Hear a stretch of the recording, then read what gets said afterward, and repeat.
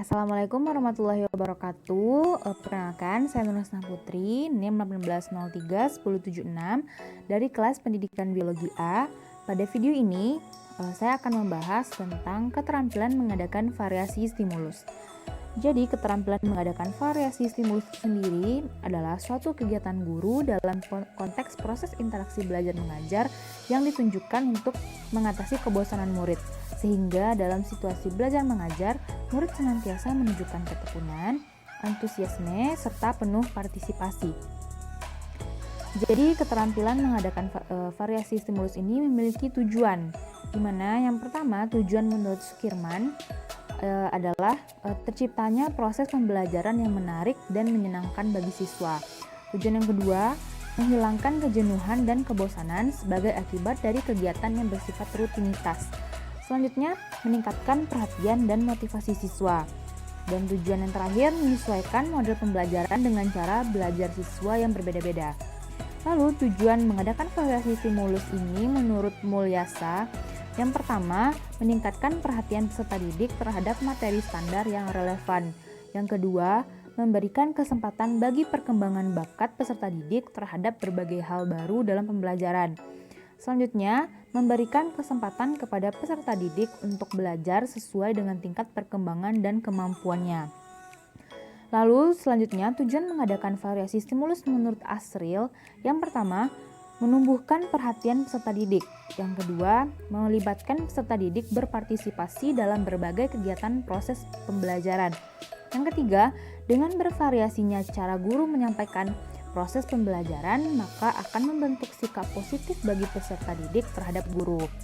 Dan terakhir, dapat menanggapi rasa ingin tahu dan ingin menyelidiki dari peserta didik itu sendiri. Lalu, prinsip kegiatan mengadakan variasi stimulus ini, yang pertama adalah bertujuan. Jadi maksud dari bertujuan ini adalah variasi stimulus yang dikembangkan dalam pembelajaran harus memiliki tujuan yang terarah dan jelas. Tujuan variasi harus sejalan dan diarahkan untuk menunjang pencapaian tujuan pembelajaran. Oleh karena itu, variasi stimulus juga harus memperhatikan kesesuaiannya dengan sifat materi, karakteristik siswa, lalu faktor kemampuan guru untuk melaksanakannya. Lalu yang kedua ada fleksibel. Fleksibel di sini variasi stimulus yang dikembangkan harus bersifat luas dan baku atau tidak dinamis. Sehingga setiap jenis variasi yang diterapkan memungkinkan dapat diubah disesuaikan dengan situasi dan kondisi serta tuntutan yang terjadi secara spontan pada saat terjadinya pembelajaran tanpa harus mengganggu keutuhan proses pembelajaran yang sedang dilaksanakan. Lalu yang ketiga yaitu kelancaran dan berkesinambungan. Setiap variasi yang dikembangkan dalam pembelajaran harus berjalan lancar. Perpindahan dari suatu bentuk stimulus ke stimulus pembelajaran lainnya dalam rangka menerapkan stimulus pembelajaran yang bervariasi, semuanya harus merupakan suatu kesatuan yang utuh sehingga pesan pembelajaran dapat diterima oleh siswa atau peserta didik. Lalu yang keempat adalah kewajiban atau tidak dibuat kewajaran atau tidak dibuat-buat.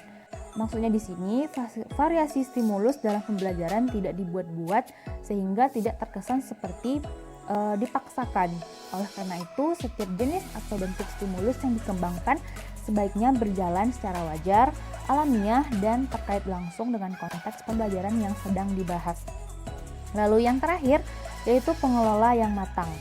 Ada kalanya jenis bentuk stimulus yang akan diterapkan dalam pembelajaran itu bersifat rumit dan kompleks, membutuhkan beberapa tenaga atau personil. Penerapan variasi yang seperti itu tentu saja harus direncanakan dan dikelola secara lebih matang agar semuanya dapat berjalan dengan lancar dan efektif, lalu mendukung proses pembelajaran yang lebih bermakna. Nah, selanjutnya adalah komponen kegiatan mengadakan variasi stimulus. Jadi, komponen kegiatan mengadakan variasi stimulus ini terbagi atas 3. Yang pertama, kita akan membahas mengenai variasi dalam gaya mengajar guru. Yang pertama adalah variasi suara. Suara guru dapat bervariasi baik dalam intonasinya, nada, volume, dan kecepatan. Yang kedua, penekanan atau focusing. Untuk memfokuskan perhatian peserta didik pada suatu aspek yang penting atau aspek kunci, guru dapat menggunakan penekanan secara verbal atau biasanya dikombinasikan dengan gerakan anggota badan. Lalu yang ketiga, pemberian waktu atau pausing. Untuk menarik perhatian peserta didik dapat dilakukan dengan mengubah suasana menjadi happy, dari suatu kegiatan menjadi tanpa kegiatan atau diam, dari akhir bagian pelajaran ke bagian berikutnya. Lalu yang selanjutnya adalah kontak pandang. Bila guru berbicara atau berinteraksi dengan peserta didik, sebaiknya mengarahkan pandangannya itu ke seluruh kelas, menatap mata setiap peserta didik, sehingga dapat membentuk hubungan yang positif dan menghindari hilangnya kepribadian. Lalu komponen selanjutnya adalah gerakan badan atau gesturing. Variasi dalam mimik, gerakan kepala atau badan merupakan bagian yang penting dalam berkomunikasi. Selanjutnya yang terakhir itu ada pindah posisi. Maksud pindah posisi di sini adalah perpindahan posisi dapat dilakukan dari muka ke bagian belakang, dari sisi kiri ke sisi kanan, atau di antara peserta didik, dari belakang ke samping peserta didik. Nah, variasi yang kedua yaitu variasi dalam menggunakan media dan bahan pengajaran. Terbagi dua. Pertama adalah variasi media pandang.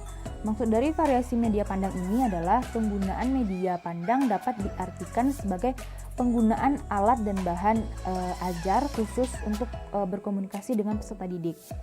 Lalu yang kedua adalah variasi media taktil.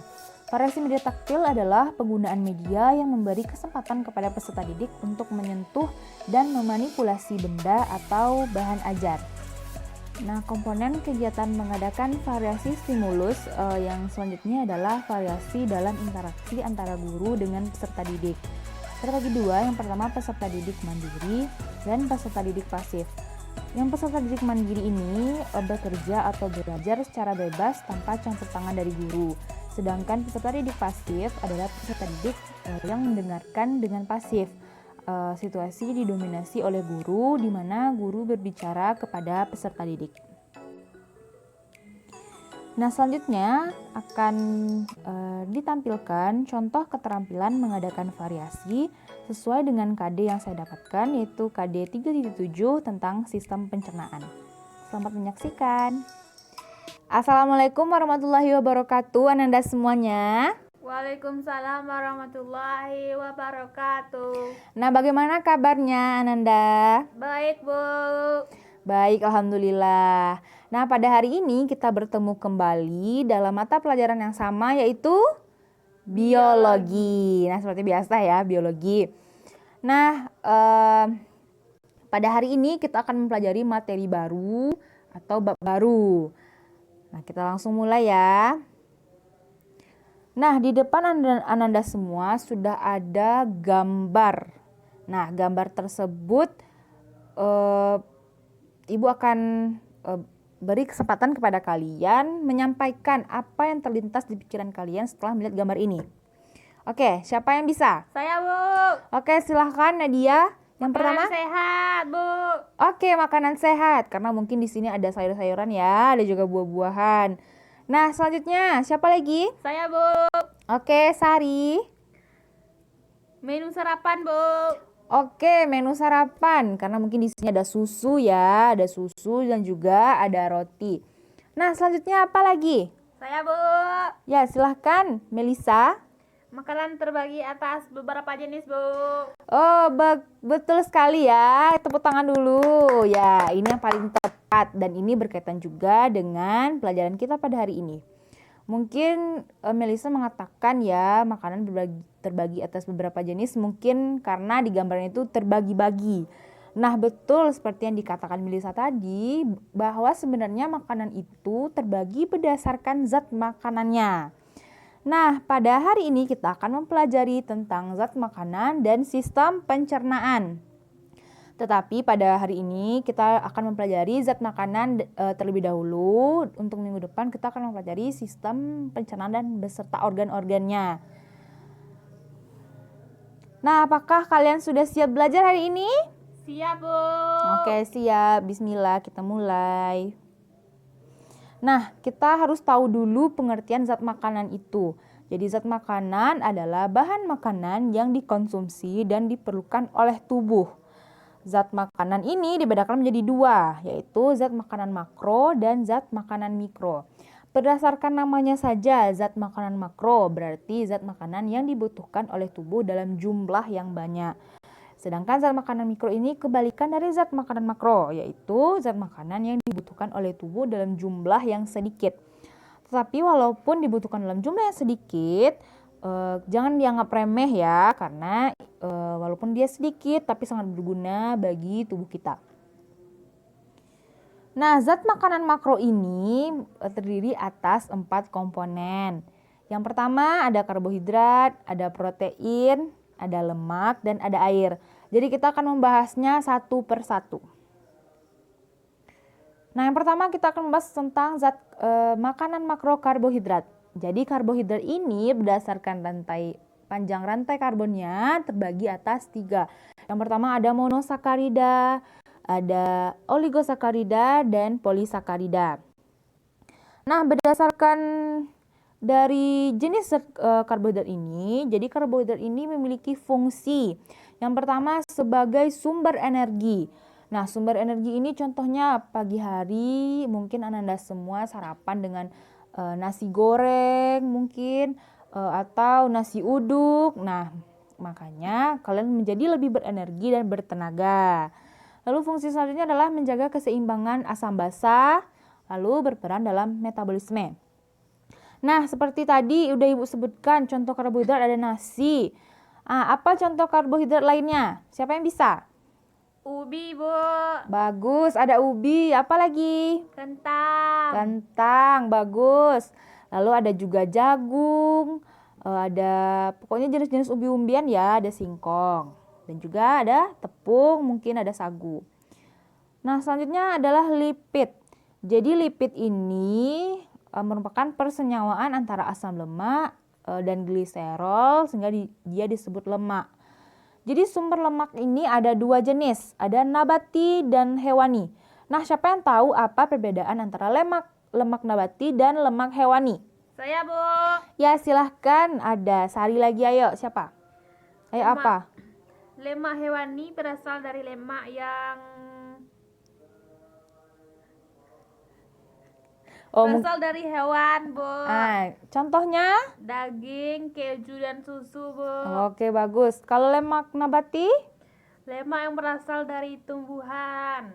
Contohnya minyak zaitun, minyak sawit, dan minyak kelapa, Bu. Oke, bagus. Good job, tepuk tangan dulu semuanya.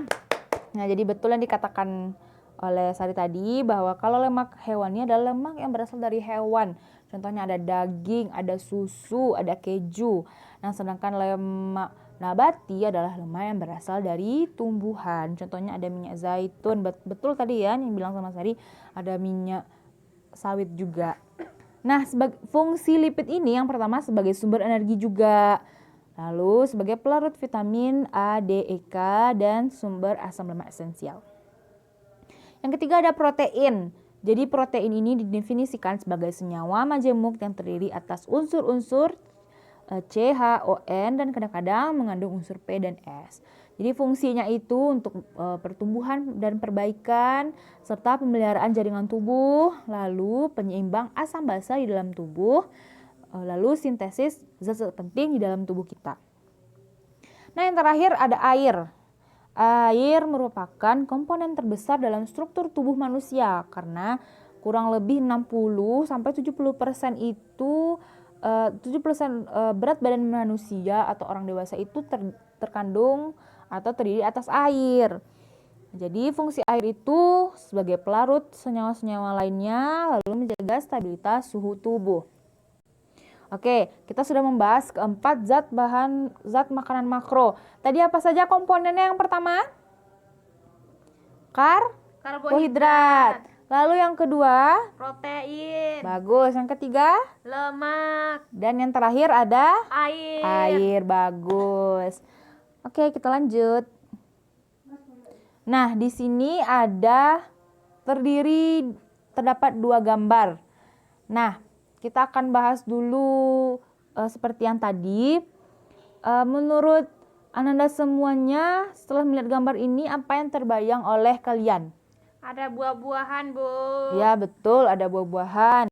Oke, kita fokus dulu ya ke gambar pertama. Itu apa yang terpikir oleh kalian? Buah-buahan contoh vitamin, Bu. Oke, bagus. Betul ya. Nah, yang di sampingnya itu apa? Ada kandungan mineral, Bu. Ya, bagus. Jadi, selanjutnya kita akan membahas zat makanan mikro yang terdiri atas vitamin dan mineral.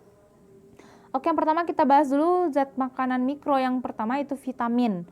Jadi, vitamin ini berfungsi dalam proses metabolisme tubuh. Lalu berdasarkan kelarutannya itu terbagi dua, vitamin yang larut dalam air dan vitamin yang larut dalam lemak. Yang kedua ada mineral. Jadi mineral ini berfungsi untuk pertumbuhan. Jadi mineral ini dibedakan atas unsur makro dan unsur mikro. Nah, kalian bisa lihat di depan, ini ada tabel yang berisi jenis-jenis vitamin. Yang pertama larut dalam lemak dan larut dalam air. Ini juga ada sumbernya apa saja, fungsinya apa, dan apa gejala jika kita kekurangan vitamin-vitamin tersebut. Nah, selanjutnya ini ada tabel yang mineral ya, apa fungsi utama dari mineral itu sendiri dari berdasarkan nama-nama mineralnya ya. Ada apa fungsi utamanya dan dari mana kita bisa mendapatkan mineral ini. Kalian bisa lihat. Oke, sekian dulu materi pada hari ini. Ibu rasa sudah cukup. Nah, untuk minggu depan kita akan mempelajari tentang organ dan sistem pencernaannya. Jadi kalian harus baca di rumah karena sebelum kita memulai pembelajaran Ibu akan memberikan tes terlebih dahulu ya. Jadi jangan lupa membaca di rumah. Oke, sekian dari Ibu. Apabila ada salah, Ibu mohon maaf. Wassalamualaikum warahmatullahi wabarakatuh. Sekian materi mengenai keterampilan mengadakan variasi stimulus dari saya. Apabila ada kesalahan, saya mohon maaf. Assalamualaikum warahmatullahi wabarakatuh.